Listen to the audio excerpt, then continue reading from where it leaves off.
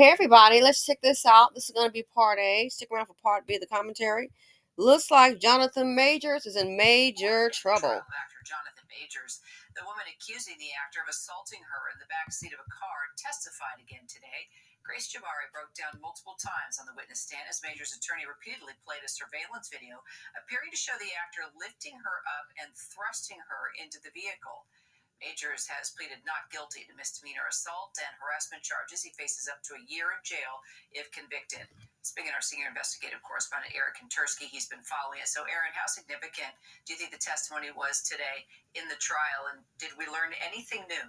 Well, Grace Jabari's testimony is key because the jury will have to believe her in order to convict him of these misdemeanor assault and aggravated harassment charges. And she has spent 3 days on the witness stand describing for the jury what she says happened to her in March of 2023 in the back of a for-hire SUV. She and Jonathan Majors were returning from a night out at dinner, and she says that's where he ended up assaulting her after a text message appeared on his phone from another woman. She had grabbed the phone, he wanted it back, and in the process of trying to get it back, she says that she broke her finger, left her with a laceration behind her ear. Majors has portrayed her as the aggressor, said he was the one who was harmed. Today, Kira, there was a really interesting moment when text messages surfaced from 2022, a prior incident, apparently, that the jury and we have not heard about. But she was allowed to introduce these text messages where Jonathan Majors is imploring her not to go to the hospital after she sustained some kind of a head injury. And she promised, I won't say it was you.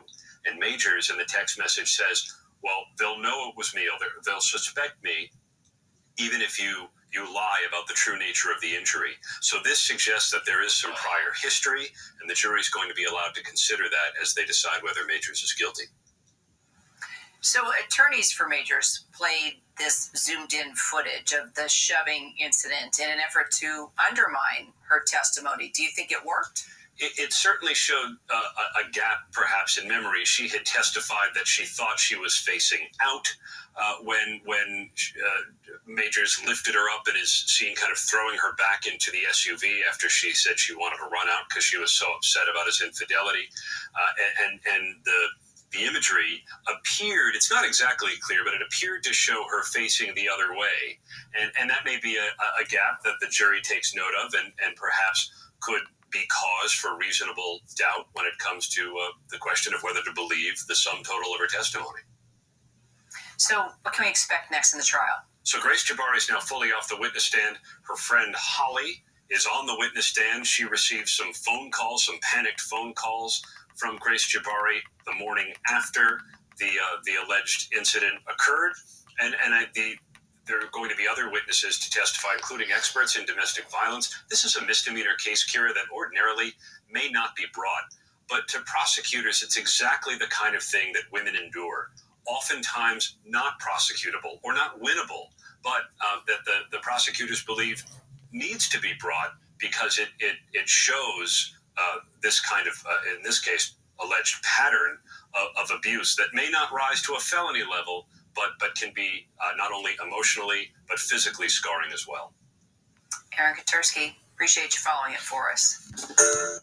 Okay, everybody, you saw part A. Stick around for part B. The Jonathan Majors commentary.